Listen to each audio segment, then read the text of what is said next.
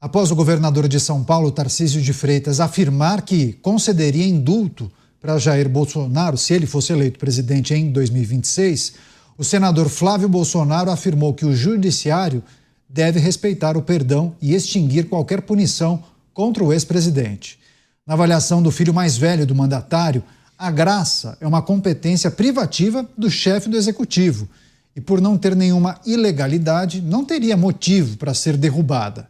Nos bastidores, o indulto é tratado como certo entre os potenciais candidatos da oposição, como Romeu Zema e Ronaldo Caiado, já anunciando publicamente que também concederia graça a Jair Bolsonaro, caso fosse eleito.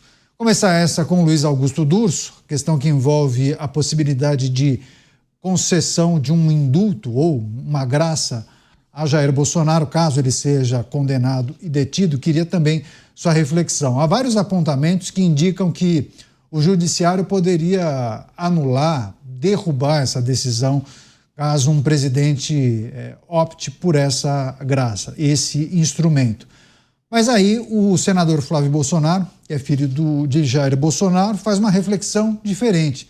Não haveria nenhuma ilegalidade, por essa razão, nenhum motivo para derrubar esse dispositivo que, inclusive, consta na nossa Constituição, né, Durso? Caniato, de fato a lei possibilita essa ação do presidente da República, ele não precisaria dar satisfação, é uma prerrogativa ali exclusiva do Poder Executivo do presidente da República. Mas eu acho que o Flávio Bolsonaro está sendo muito esperançoso. Parece que ele não lembra como muitas vezes o judiciário tem decidido aqui no Brasil e aquilo que parece ser o óbvio ou previsto em lei é mudado na interpretação. Ainda mais julgado por um órgão que está de fato julgando agora o ex-presidente da República, Jair Bolsonaro, por esses crimes relacionados ali à tentativa do golpe, etc., com o processo que tramita. Então, me parece que o Flávio está dando como muito certo algo que, a meu ver, não é tão certo assim. Provavelmente, se Tarcísio ou algum candidato da direita for eleito e der o indulto ali, a graça ao Jair Bolsonaro, isso deverá sim ser levado pela oposição para a justiça e eu não sei, não arriscaria aqui a decisão que virá. Provavelmente pode o Supremo entender por alguma inconstitucionalidade ou algum problema nessa ação do presidente da República. Lembrando que a lei prevê essa possibilidade, mas é difícil, em tempos de insegurança jurídica, nós cravarmos aqui um resultado que de fato pode acontecer ou que vai acontecer, como fez o filho de Jair Bolsonaro, que talvez esteja já querendo criar essa, não narrativa, mas essa esperança para mobilizar uma pressão a dizer, olha, Poder Judiciário, aqui você não tem que intervir porque isso é uma prerrogativa do presidente da República, já pensando em pressão política em eventual anistia lá na frente. Mas isso ainda tem muito chão pela frente. Concorda com a avaliação do Durso, Dávila? Acha que o senador Flávio está otimista demais? É preciso lembrar dos episódios que envolveram Daniel Silveira na gestão de Jair Bolsonaro e também indultos que foram concedidos por Michel Temer e que foram derrubados pela Suprema Corte? É isso mesmo.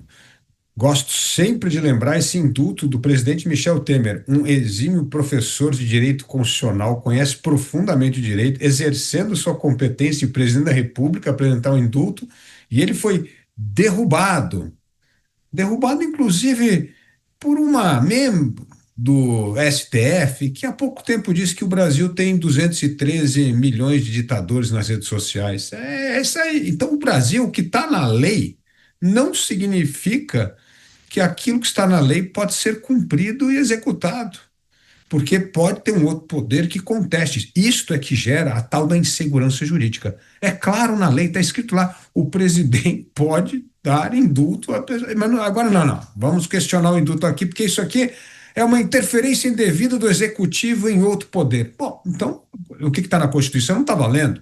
É isso que eu digo, que é o papel da Constituição.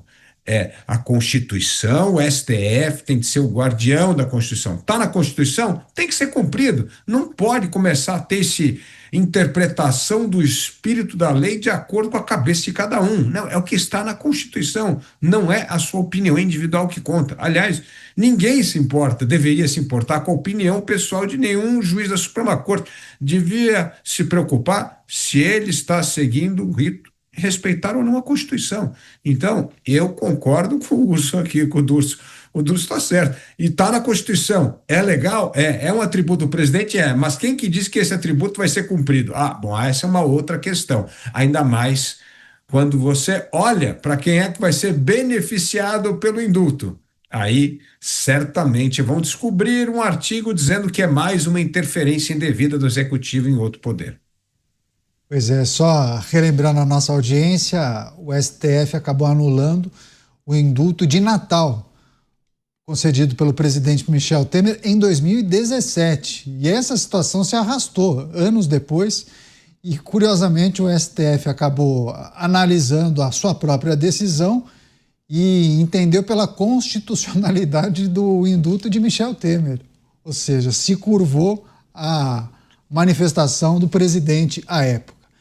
Você, Mota, a avaliação de Flávio Bolsonaro, filho mais velho do ex-presidente, entendendo que não haveria razão para o judiciário suspender um eventual indulto concedido pelo presidente que será eleito no final de 2026 e que possivelmente concederia essa graça no início de 2027.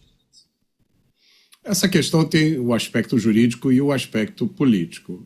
O aspecto jurídico sempre pareceu muito claro, até o caso do deputado Daniel Silveira.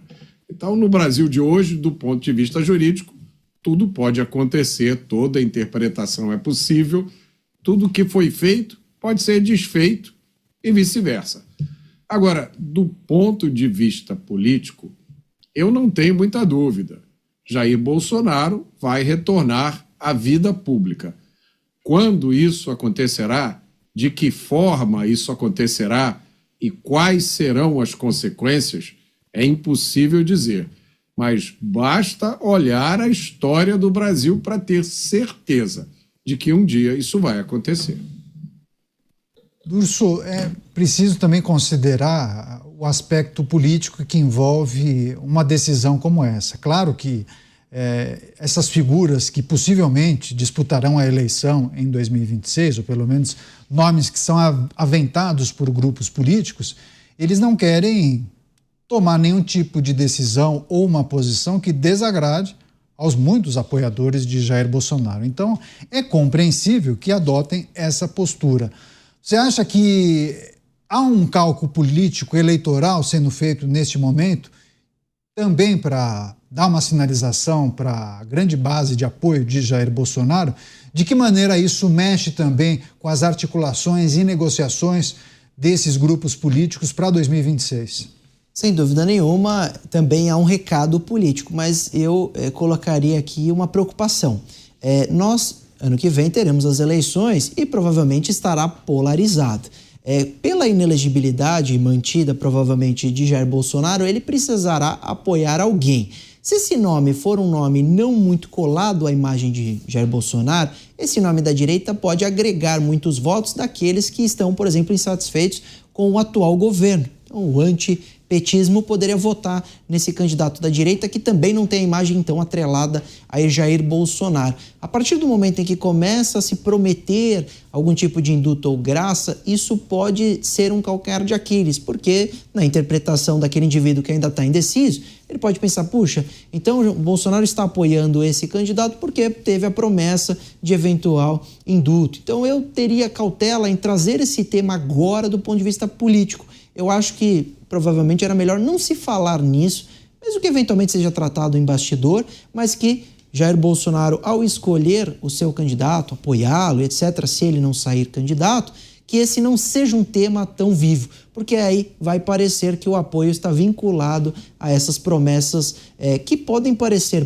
para aquele indivíduo que não é muito militante de nenhum dos lados, algo como uma saída para uma eventual decisão judicial de condenação. Então, mesmo que ela ainda inexiste, eu acho que o tema de eventual indulto ou graça deveria ser tema para depois, não para um ano antes das eleições, um ano e alguns meses antes das eleições, porque pode interferir em decisões de alguns eleitores que ainda estão indecisos nesse cenário possivelmente polarizado. Pois é, apontamentos interessantes. Cálculos e mais cálculos, né, Dávila? Porque podemos listar alguns grupos dentro da direita, né? Alguns mais próximos ao centro, outros mais à direita e, naturalmente, todos respeitam a figura de Jair Bolsonaro e sua grande base de apoiadores.